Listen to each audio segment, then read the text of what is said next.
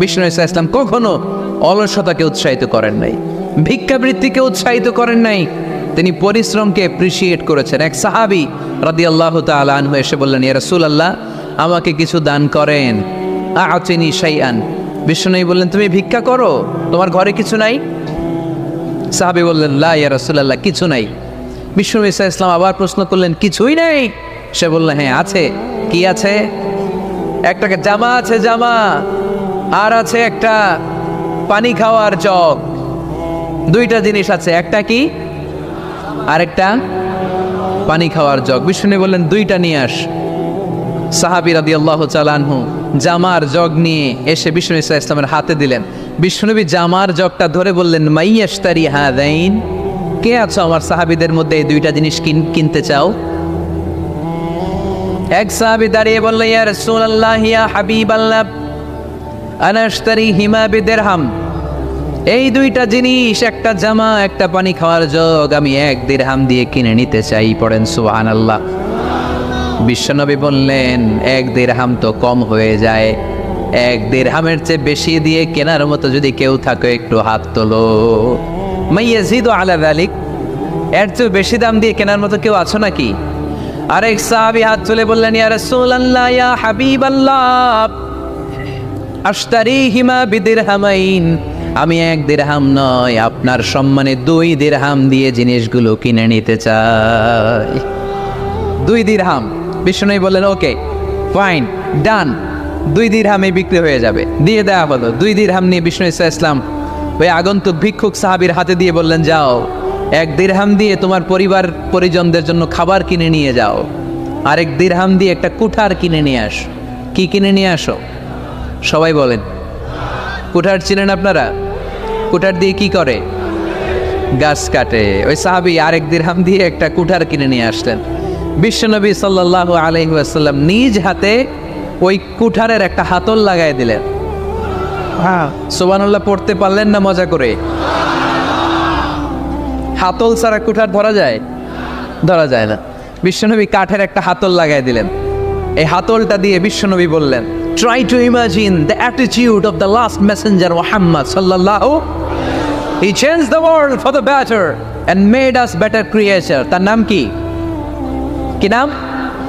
He was Muhammad sallallahu alayhi wa sallam.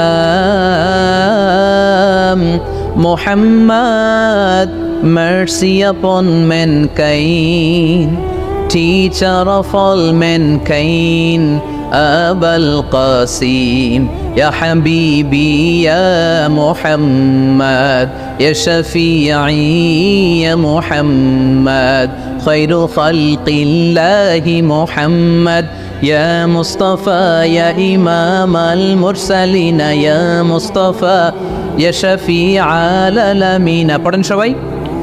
Ya Mustafa, Ya Imam al-Mursalin, Ya Mustafa, Ya Shafi'al alamin.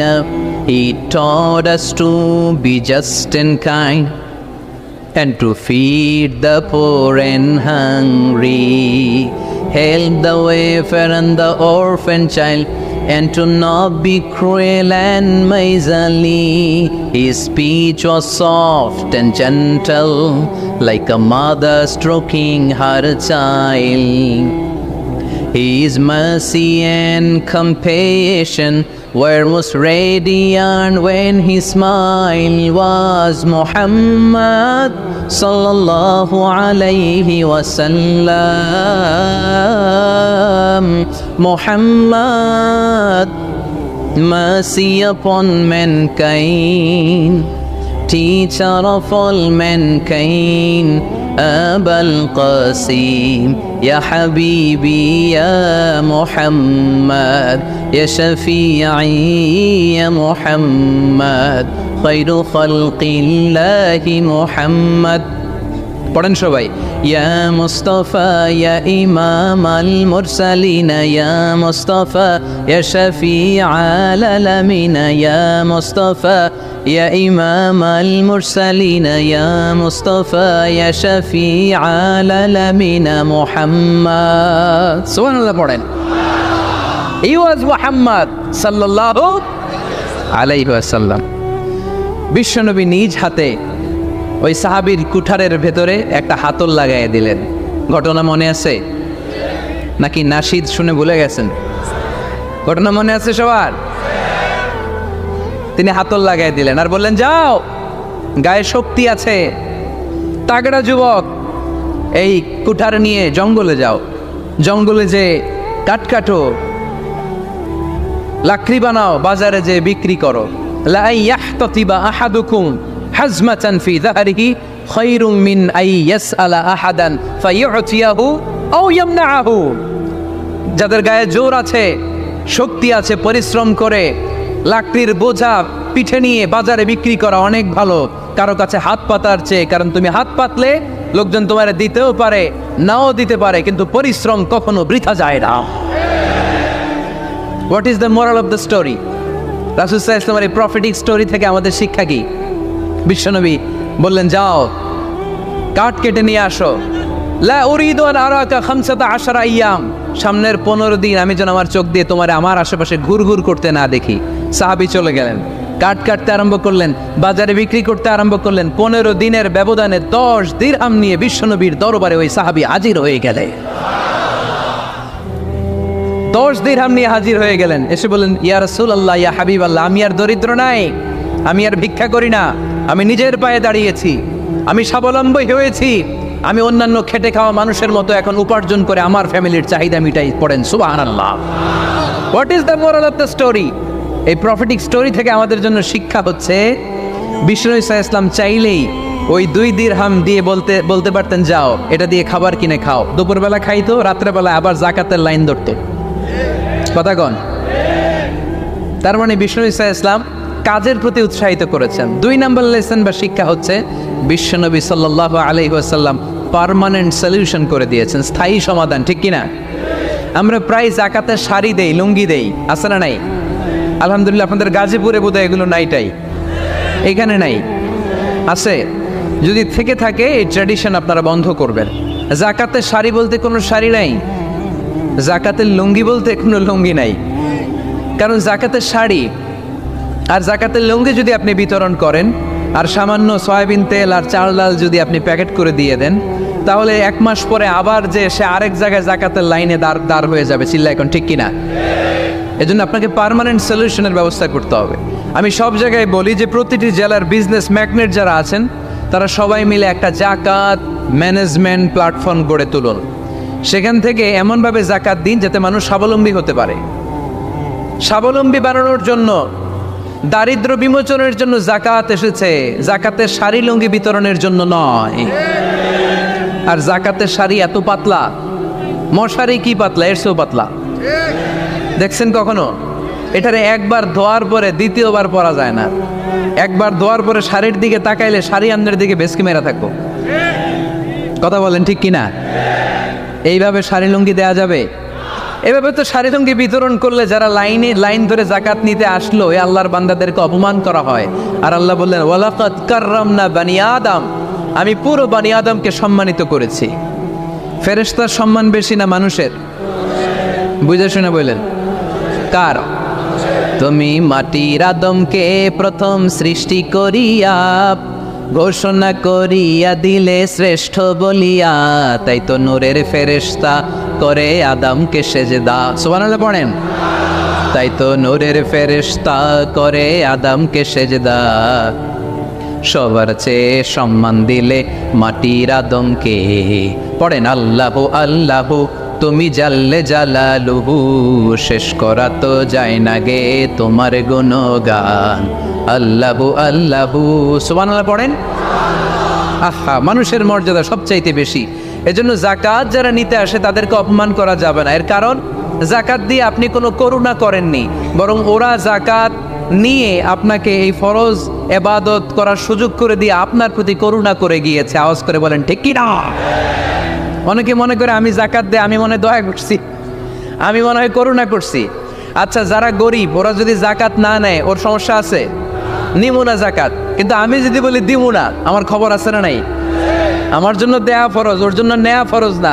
তাই আমি দিয়ে করুণা করিনি, ও আমার কাছ থেকে যাকাত নিয়ে জাহান্নামের আগুন থেকে আমাকে বাঁচিয়ে ও আমাকে দয়া দেখিয়েছে।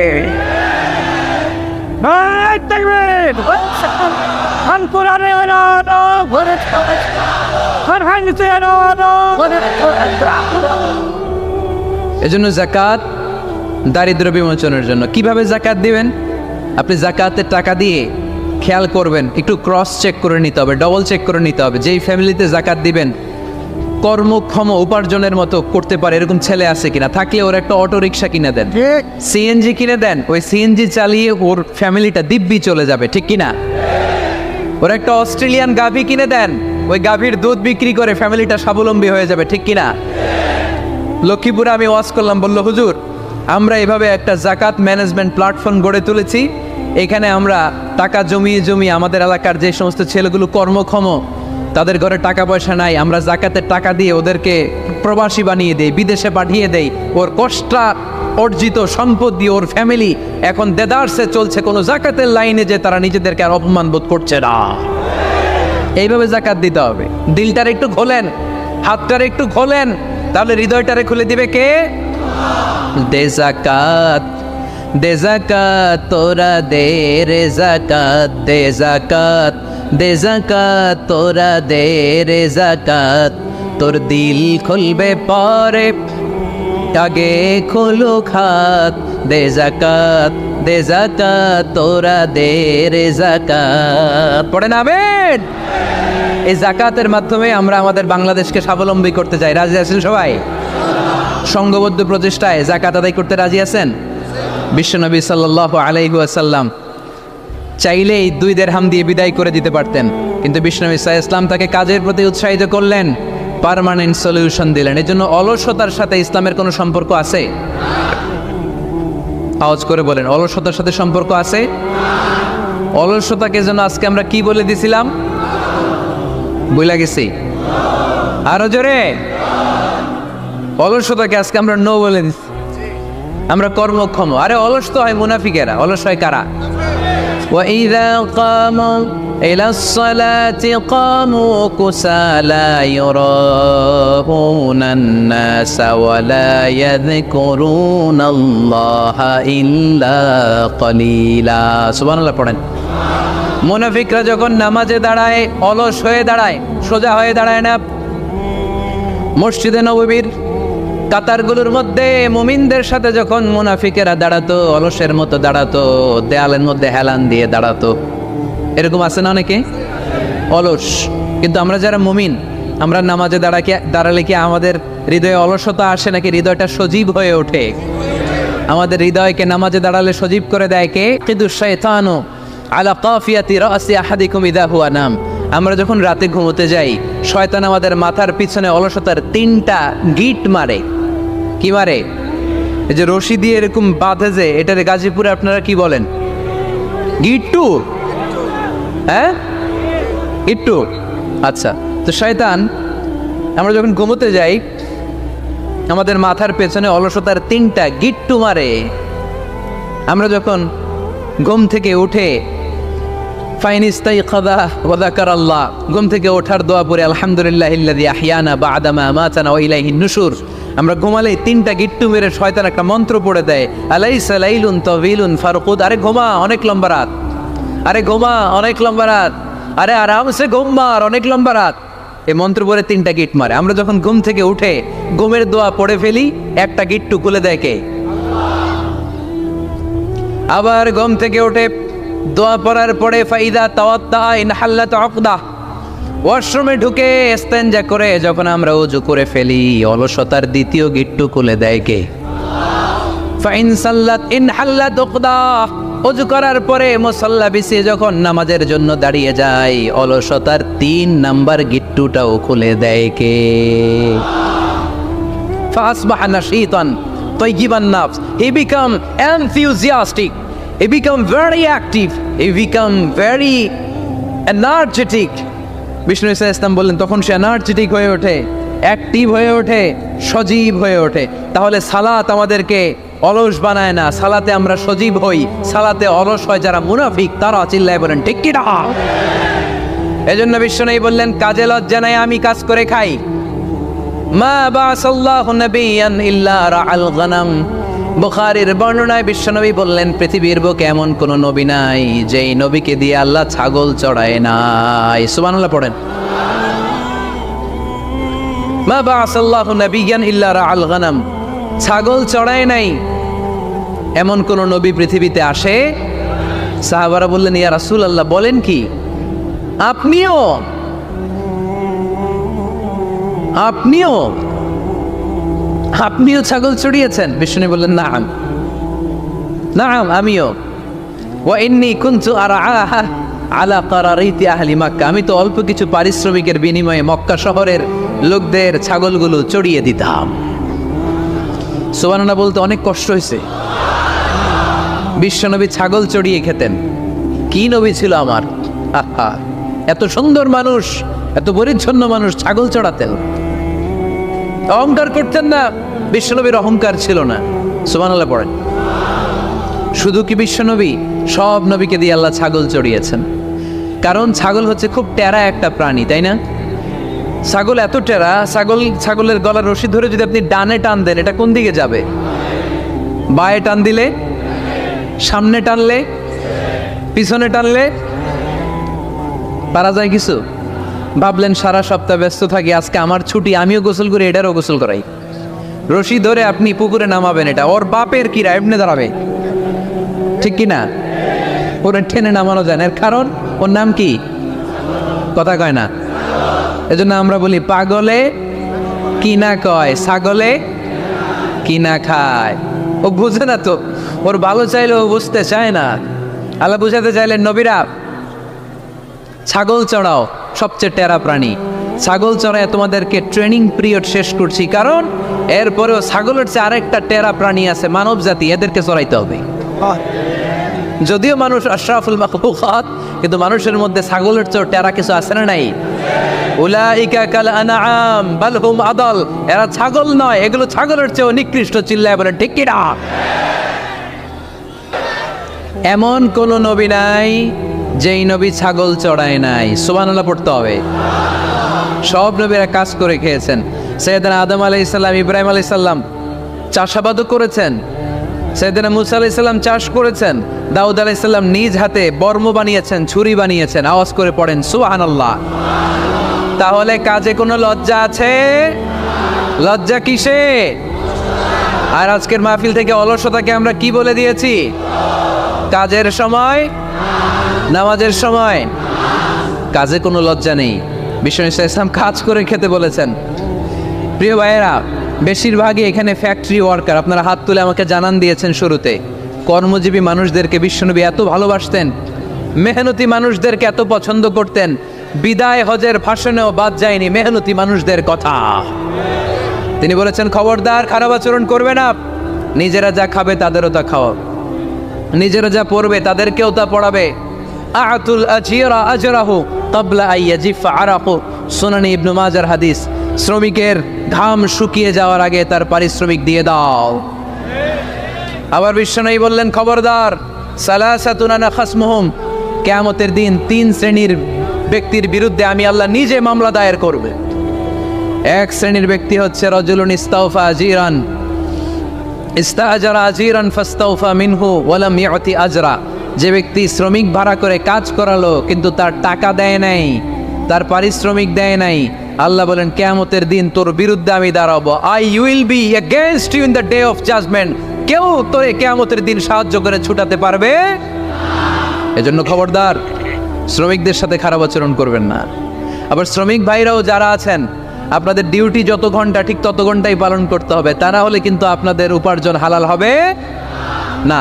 বিশ্বনবী সাল্লাল্লাহু আলাইহি ইসলামের সাথে বিশ্বনবী সাল্লাল্লাহু আলাইহি ইসলামের কর্মচারীর কি ঘটেছিল, এই ঘটনাটা বলেই আজকে আমরা শেষ করব। আওয়াজ করে পড়েন ইনশাআল্লাহ।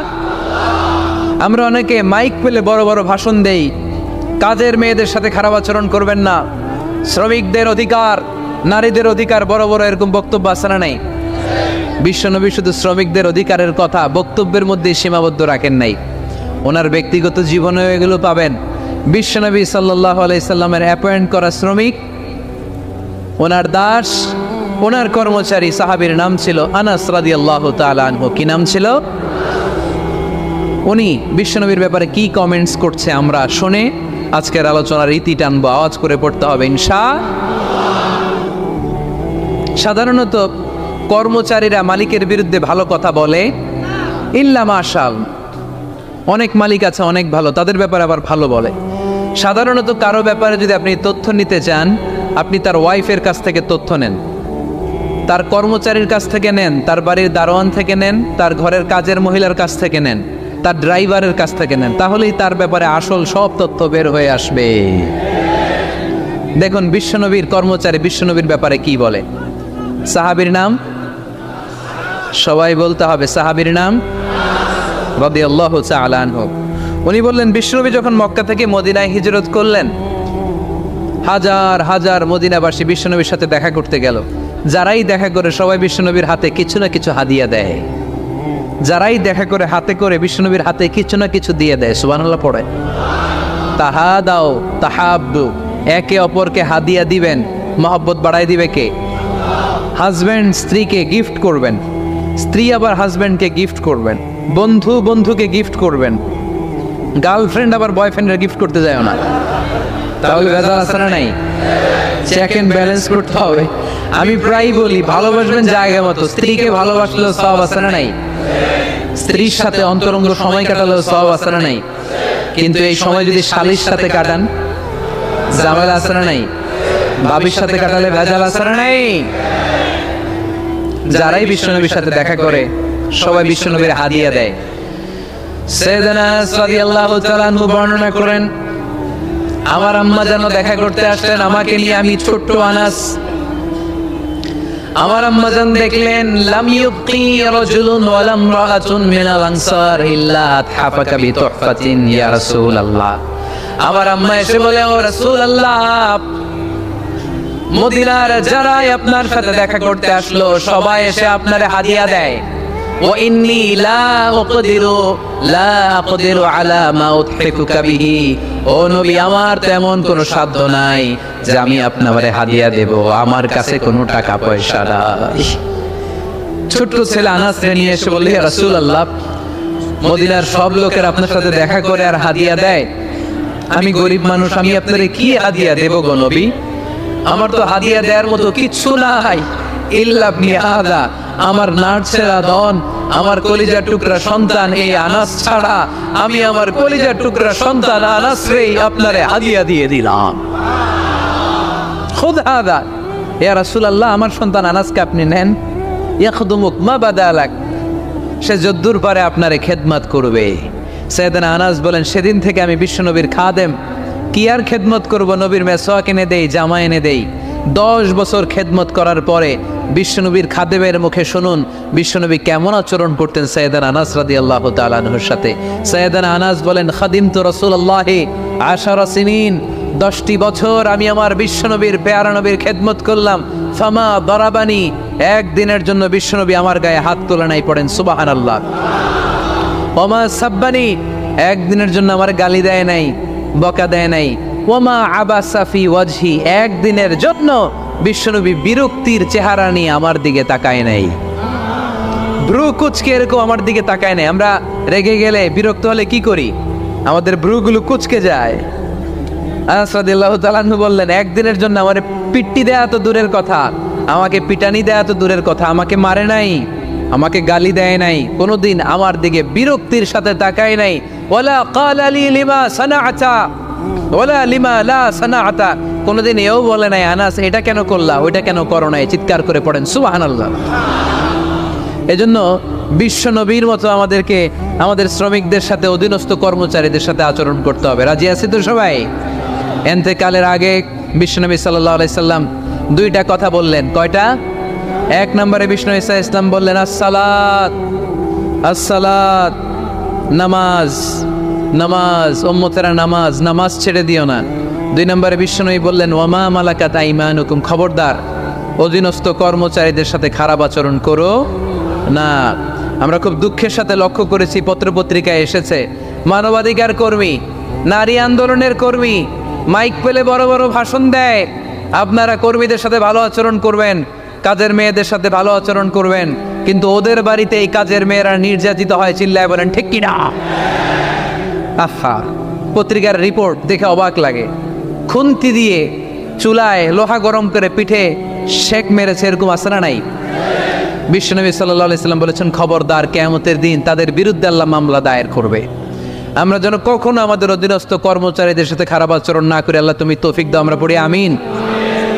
এজন্য শ্রমিক মালিকের সম্পর্ক হচ্ছে চেক অ্যান্ড ব্যালেন্সের সম্পর্ক। যারা শ্রমিক তাদের দায়িত্ব হচ্ছে মালিকের যে হক সেটা আদায় করা, যত ঘন্টা তার সাথে চুক্তি হয়েছে তার পুরোটা আদায় করা। আর মালিকের উচিত অধীনস্থ কর্মচারীদের সাথে ভালো আচরণ করা। বিষ্ণু ইসলাম বলেছেন, লা সালাতা লিমান লাম ইয়াকরা বিফাতিহাতিল কিতাব। সূরা ফাতিহা যে সালাতে পড়ে না, তার সালাত কোনোদিন আল্লাহর দরবারে কবুল হবে না। এজন্য এই সূরার নাম সূরাতুস সালাহ, সালাতের সূরা। এই সূরার আরেকটা নাম হচ্ছে সূরাতুশ শিফা, শিফার সূরা। অসুস্থ ব্যক্তিকে এই সূরা পড়ে ফু দিলে সুস্থ করে দেয় কে? সূরা ফাতিহা পড়ে ফু দিবে। আমাদের কাছে অনেকে পানি পড়া নিতে আসে, তো আমরা এই সূরা ফাতিহা পড়ে ফু দিই। যে কোনো পীর সাহেব হুজুরের কাছে গেলে, ইমাম সাহেবের কাছে গেলে যে দোয়াটা পড়ে পানি পড়া দেয়, এই দোয়াটার নাম কি?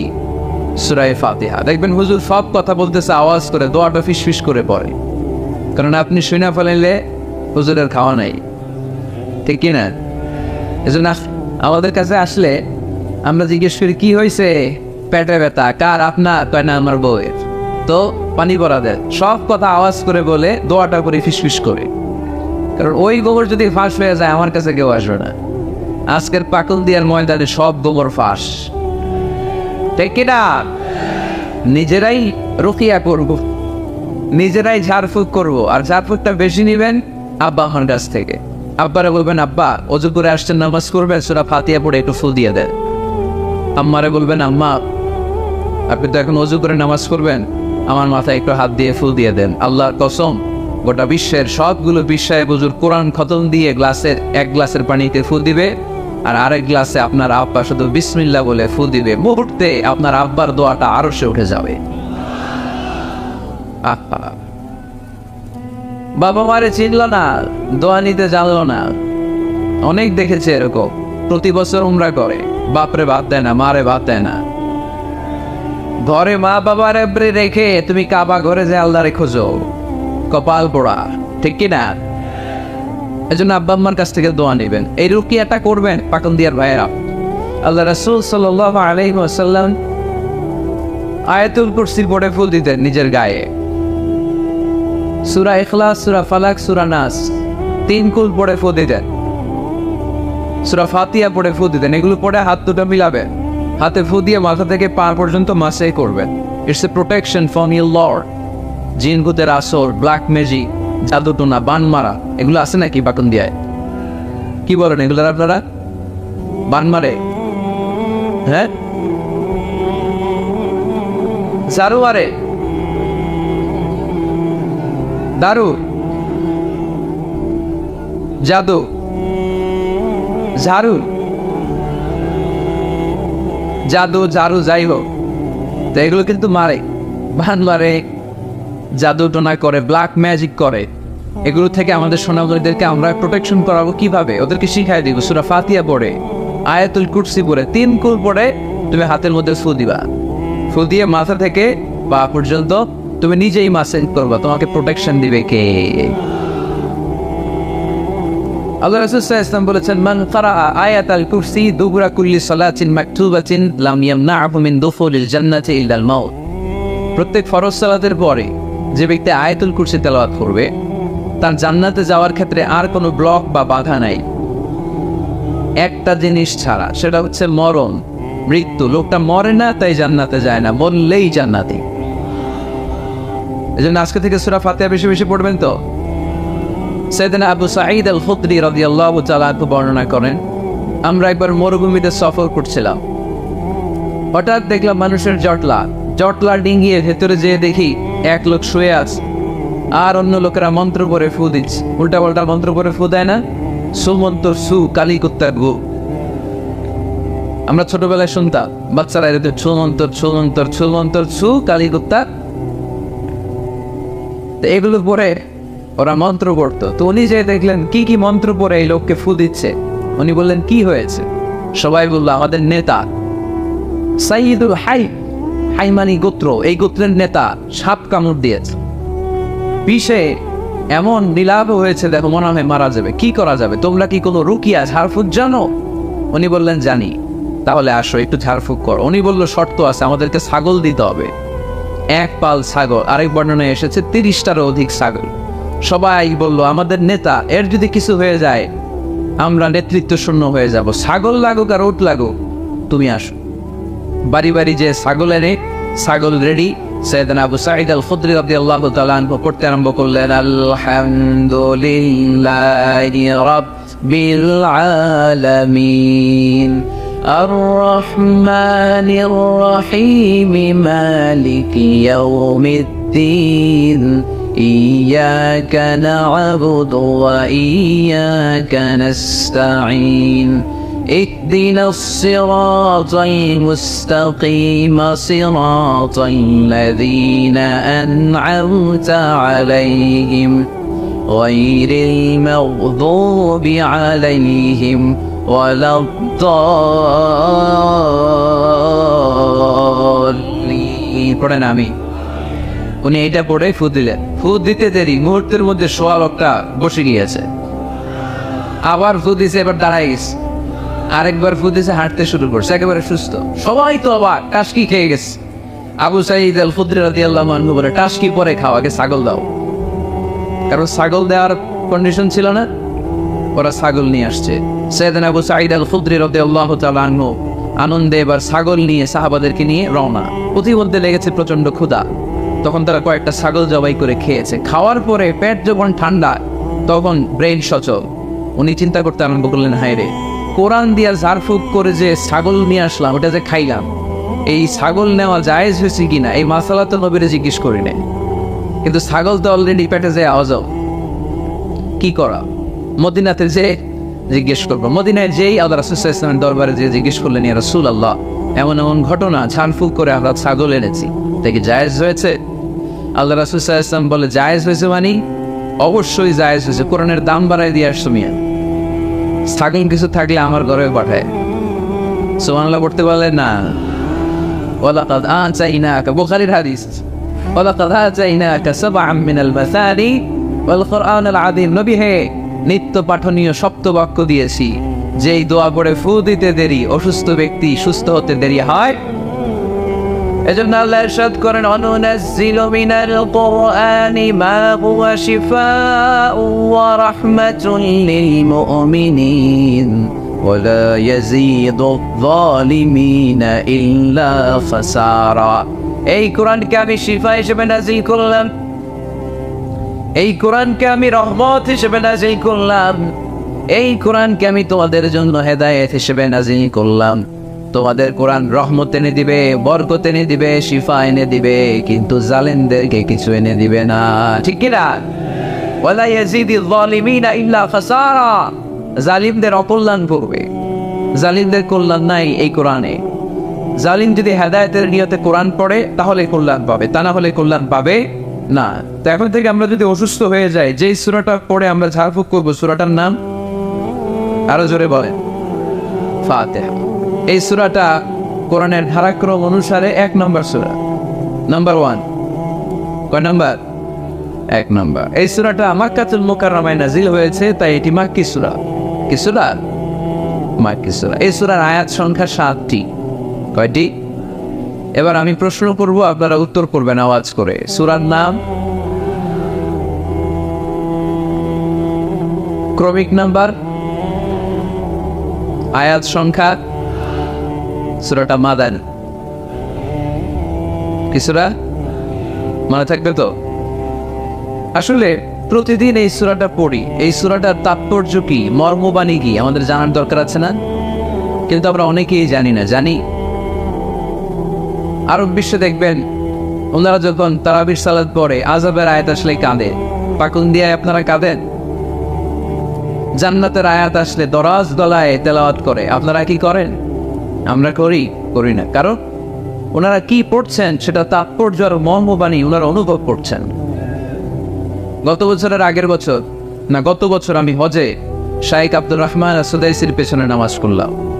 উনি যখন সূরা কুরাইশ তেলাওয়াত করছেন ফালিয়াবুদু রাব্বা হাযাল বাইত, এটা বলে তিনি কেঁদে দিলেন, কারণ উনি অর্থ বুঝতে পেরেছেন। আয়াতের অর্থ ফালিয়াবুদু রাব্বা হাযাল বাইত, এই কাবা ঘরের মালিক আল্লাহর ইবাদত করো, এই ঘরের রবের ইবাদত করো। আর ওই ঘরের সামনে দাঁড়িয়ে উনি ইমাম, উনি ওই ঘরের সামনেই দাঁড়া আর করতেছে এই ঘরের রবের ইবাদত করো। এটা যখন অনুভব করলেন উনি আর নিজেকে ধরে রাখতে পারলেন না, উনি কান্না জুড়ে দিলেন। উনার পেছনে আমরাও কাঁদতে লাগলাম, কারণ ইমাম যেদিকে মুসল্লিও সেদিকে, উনিও কাঁদে আমরাও কাঁদি, কারণ অর্থ বুঝতেছি তো। আবার জান্নাতের আয়াত আসলে এমন সুরের ঝংকার তুলে তিনি তেলাওয়াত করে, মনে হচ্ছে যেন এখনই উপর থেকে রহমত নাজিল হচ্ছে, ঠিক কি না? কিন্তু আমরা যখন তারাবির সালাত পড়ি, আমাদের কখন যে আযাবের আয়াত গেল, কখন যে জান্নাত গেল, আর কোন দিক দিয়ে জাহান্নাম গেল, কোন দিক দিয়ে ইউসুফ নবীর কাহিনী গেল, কোন দিক দিয়ে আমার নবীর ঘটনা গেল, কিছু টের পাই। শুধু আমরাই টের পাই না এমনটা না, যিনি পড়াচ্ছে উনিও টের পায়, ঠিক কিনা? এজন্য আমাদের চোখ দিয়ে দাঁড় দাঁড় করে পানি নামে না, আমরা অশ্রুসিক্ত হই না। জান্নাতের আয়াত আসলে আমাদের মজা লাগে না, কোরআনটারে মজা লাগাইতে হবে, ঠিক কিনা? আত-তাজিরা সাদুকুল আমিন মা'আন নাবিয়্যিন ওয়াস সিদ্দীকিন ওয়াশ শুহাদা'i ওয়াস সালিহিন, আমানতদার সত্যবাদী ব্যবসায়ী কিয়ামতের দিন নবীদের সাথে, শাহীদদের সাথে, সিদ্দীকিনদের সাথে, সৎ কর্মশীল ব্যক্তিদের সাথে দাঁড়িয়ে যাবে। চিৎকার করে পড়েন সুবহানাল্লাহ। এজন্য নতুন নতুন যত আইডিয়া আছে এগুলো আমাদের মাথা থেকে বের করতে হবে, তাহলেই আমাদের ব্যবসায় বরকত দিবে কে? সম্মানিত সুধী, তাই বলছিলাম আমরা নিজের পায়ে দাঁড়াতে চাই, আমরা কিছু করে দেখাতে চাই, আমরা স্বাবলম্বী হতে চাই, পরিশ্রম করতে হবে। পরিশ্রমের কোনো বিকল্প নেই। There is no alternative way to struggle. Struggle তোমাকে করতেই হবে, কেউ তোমাকে তোমার জন্য স্পেস তৈরি করে দিবে না। এই পৃথিবীতে কেউ কাউকে জায়গা দেয় না, এই পৃথিবীতে এসে জায়গা করে নিতে হয়। চিৎকার দিয়ে বলো ঠিক কিনা? হুঙ্কার দিয়ে পৃথিবীবাসীকে জানিয়ে দিতে হয় আমি এসেছি। মায়ের পেট থেকে যখন আমরা বেরোই আমরা কি বলি? ওয়াও ওয়াও বলে নিজের অস্তিত্বের জানান দেই যে আমি এসেছি, এই পৃথিবীতে আমি জায়গা করে নিতে এসেছি। Life is not a bed of roses. এই পৃথিবী ফুলের বিছানো সজ্জা নয়, এখানে কষ্ট করতে হবে, পরিশ্রম করতে হবে, ঘাম ঝরাতে হবে। পরিশ্রমের ঘামে যে লোনা পানি থাকে, ওই লোনা পানিতে জন্ম নেয় সফলতার বীজ। এজন্য পরিশ্রম করতে হবে। সব নবীরা পরিশ্রমী ছিলেন, সব নবীরা কাজ করেছেন। সূরা জুমার এই 10 নম্বর আয়াতে আল্লাহ তাআলা আমাদেরকে মোটিভেট করে শিখাতে চেয়েছেন যে স্বাবলম্বী হও, নিজের পায়ে দাঁড়াও, কাজের সময় কাজ, নামাজের সময় নামাজ।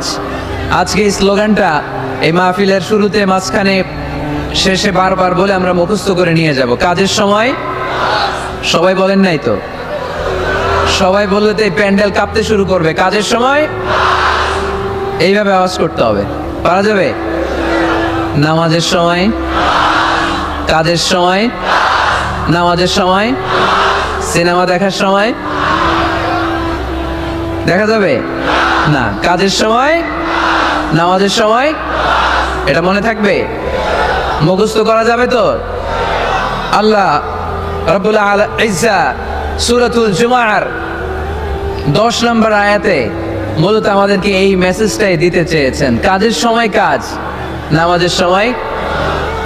فَإِذَا قُضِيَتِ الصَّلَاةُ فَانتَشِرُوا فِي الْأَرْضِ وَابْتَغُوا مِنْ فَضْلِ اللَّهِ واذكروا الله كثيرا لعلكم تفلحون। সুবহানাল্লাহ পড়েন।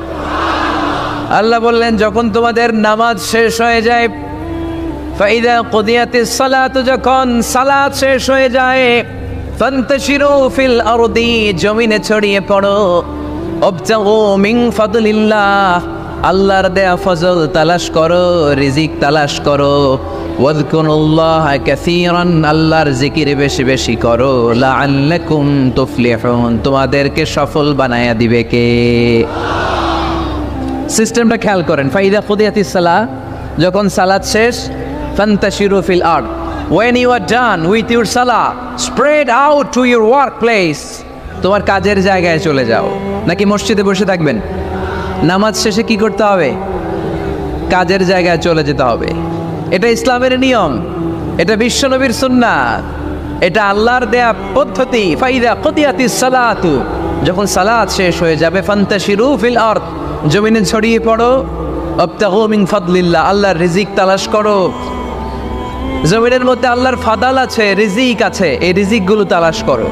মসজিদে বসে থাকলে এই ফদল বা রিজিক কি পাওয়া যাবে? যাবে না। মসজিদে ঢুকলে রহমত পাওয়া যায়।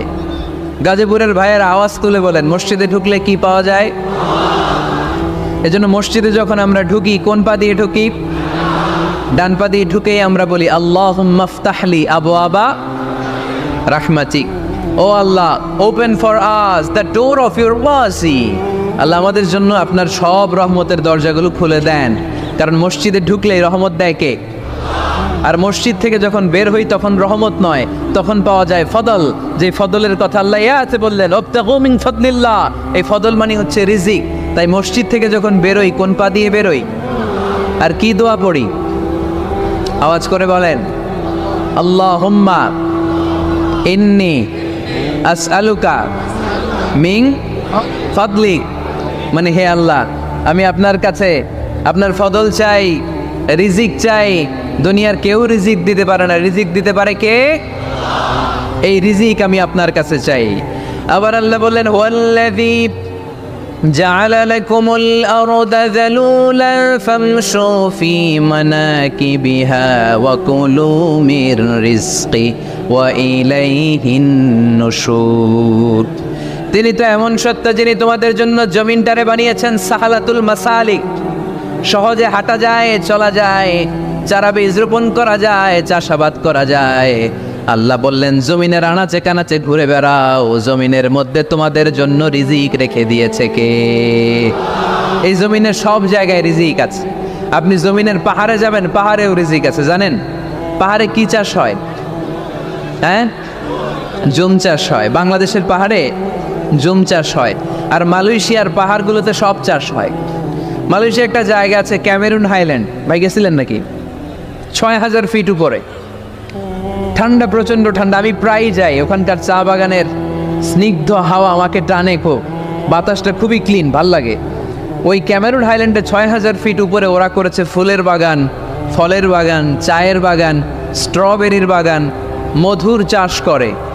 আর এই ৬,০০০ ফিট উপরে এই ভেজিটেবলস আইটেমগুলো দিয়ে তারা পুরো মালয়েশিয়ার খাদ্যদ্রব্যের যত সংকট, সব সংকট তারা দূরীভূত করেছে। সুবহানাল্লাহ পড়েন। তো ওনারা পাহাড়ের উপর চাষ করে, আর আমরা সমতল জায়গায় চাষ করতে চাই না। চাষাবাদ করতে আমাদের লজ্জা লাগে।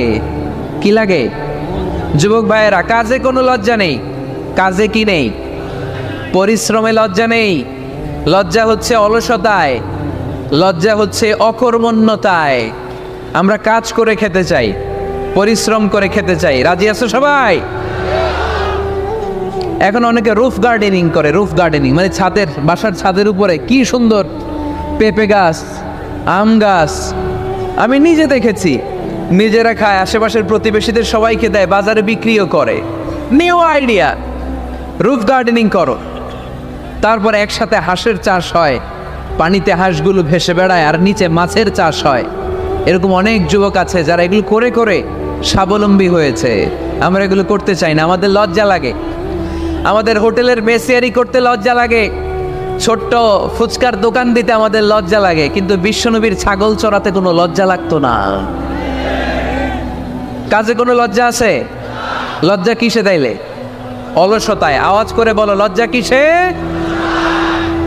অলসতা করা যাবে না। অলসতাকে আজকের প্রোগ্রাম থেকে আমরা না বলে দিব। আমরা অলসতাকে বলে দিব নো। অলসতাকে আমরা কি বলবো? নো। আমরা অলস হতে চাই না, আমরা খেটে খেতে চাই, ঘাম ঝরাতে চাই। পরিশ্রমের ঘামের লোনা পানিতে জন্ম নেয় সফলতার বীজ। আমরা সফল হতে চাই, ঠিক কিনা? এজন্য অলসতা করা যাবে না, কাজ করতে হবে। আল্লাহ রাসূল সাল্লাল্লাহু আলাইহি ওয়াসাল্লাম এবং সাহাবারা আমাদেরকে কাজের প্রতি উৎসাহিত করেছেন। সাইয়েদনা ওমর ফারুক রাদিয়াল্লাহু তাআলা আনহু, নাম শুনেছেন? কত নম্বর খলিফা? সবাই বলেন। এক নাম্বার খলিফার নাম কি? 2 নাম্বার খলিফার নাম? 3 নাম্বার? 4 নাম্বার? রিদওয়ানুল্লাহি তাআলা আলাইহিম আজমাইন। ওমর ফারুক সাধারণ কোনো সাহাবী ছিলেন না, তিনি এমন সাহাবী ছিলেন, বিশ্বনবী সাল্লাল্লাহু আলাইহি ওয়াসাল্লাম বলেছেন আমার পরে কোনো নবীও নাই, রাসূলও নাই, তবে আমার পরে যদি কেউ নবী হতো আমার ওমর নবী হয়ে যেত।